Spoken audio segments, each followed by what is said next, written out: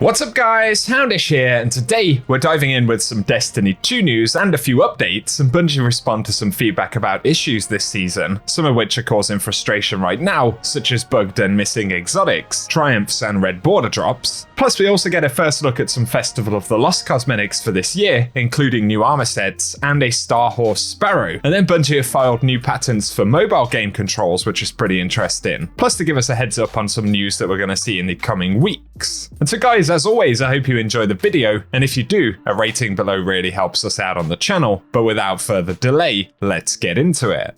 Firstly today, a few updates and bits of feedback which Bungie have responded to, and initially DMG said that the team are looking into the Ruffian Triumph required for this season's title. He doesn't give any further details on if Bungie are likely to change it, but he points out that the goal of these triumphs is that they are completed over the course of the season and don't necessarily need to be completed in the first couple of weeks. But still, the team is investigating whether they consider that to be an issue. And he also said that the team is looking into the triumph required to craft all 6 weapons for this title, but again, as to when any updates may drop, we'll have to wait and see. Also, Liana Rupert on Bungie responded to some questions about TWABs, and a couple of weeks back they said that they were going to speak about some weapons theory, essentially giving some insights into weapon design, balancing and possible future updates. And she adds that this has temporarily been delayed for a near future TWAB, and that the weapons team has been on a podcast circuit. Plus they have some cool insights that they want to take a smidge more time to explore. And so nonetheless, we will still be getting a slightly more weapons focused TWAB soon.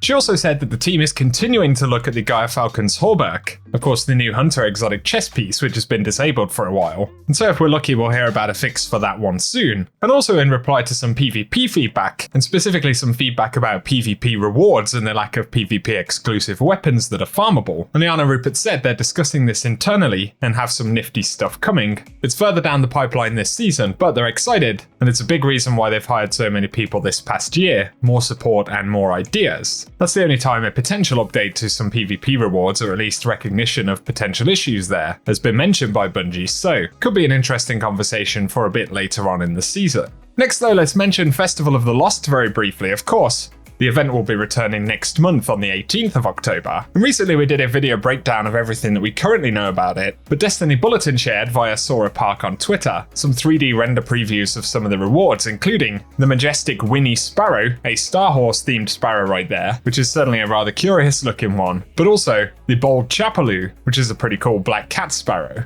So those are some of the new cosmetics we're going to see. And there's also a 3D render of the Festival of the Lost armor for the year. This is it without shaders, and of course, we've also seen the concept art for this armor set. Nonetheless, at least for the moment, this gives us a rough idea of what the in-game versions of those armor pieces will look like, but of course, they always have the potential to change. Another thing to add right here, which Bungie haven't responded to yet, but there's a bit of player frustration about inconsistent red border drops from Master Catch Crash with the upgrade that's supposed to guarantee them. Some players don't appear to have any issue with this perk, but then other players have either seen red border drops on one week but not another, or no red border drops whatsoever. So just something to bear in mind, and possibly something that Bungie will recognize in the near future. Now though, onto the weekly story, and this week we've continued the hunt for relics, which are by the way producing some creepy sounds and whispers in the helm now.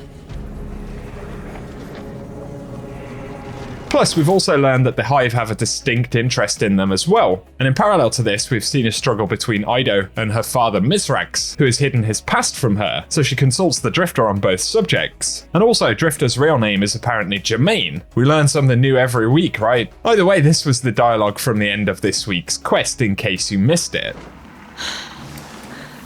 I wanted to speak with you, Jermaine. Whoa! What kind of books you been reading? It's been Drifter for a long while now. Drifter, then. You have kept secrets from us since the beginning. It is unkind to withhold knowledge. Unkindness was never my aim. Apologies, sister. Accepted. Do you have any insight as to why the Lucent Hive are interested in the relics? Power is freedom, and everybody's chasing it, from the biggest freaky moth monster to the lowest space pirate.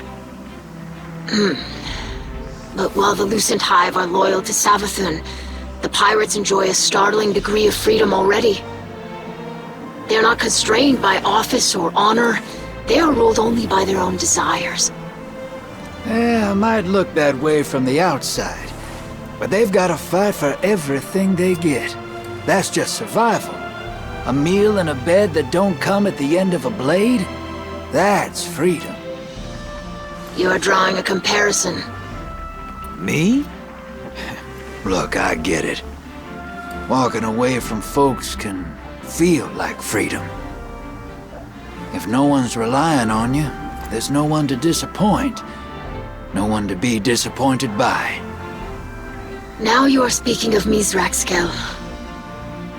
I do not judge him for who he was, but he treated me like a hatchling. Can't really blame him for not wanting to discuss it. Shame's a hard thing to shake.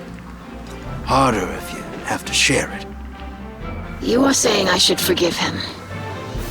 That's your call, sister. I'm just saying, I get it. Aramiskel seeks freedom for our people, but her freedom is vengeful. She wishes to be free from her shame. She will sacrifice Elixni lives in its pursuit, and it will never end. Thank you, Drifter. You know, I don't hear that enough.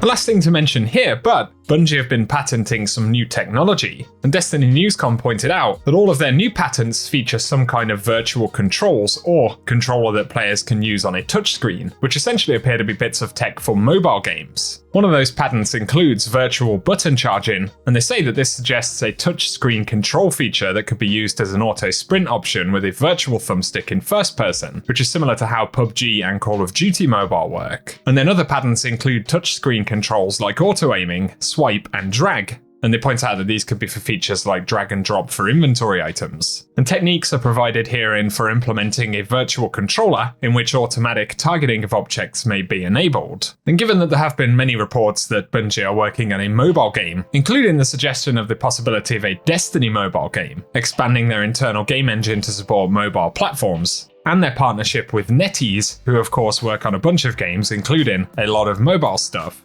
these patents definitely further strongly suggest that Bungie are working on some mobile games for the future. And so I'll link the article down below, but as always, feel free to give us any thoughts on what that could potentially be. And for today, guys, that is everything that we have to break down in the video. So, as always, I hope this one has been useful and enjoyable. If it has, a rating below really does help us out on the channel. Plus, be sure to get subscribed if you want to be kept up to date with more Destiny content. Otherwise, though, for now, as always, I appreciate you tuning in, and I hope you guys have an awesome day.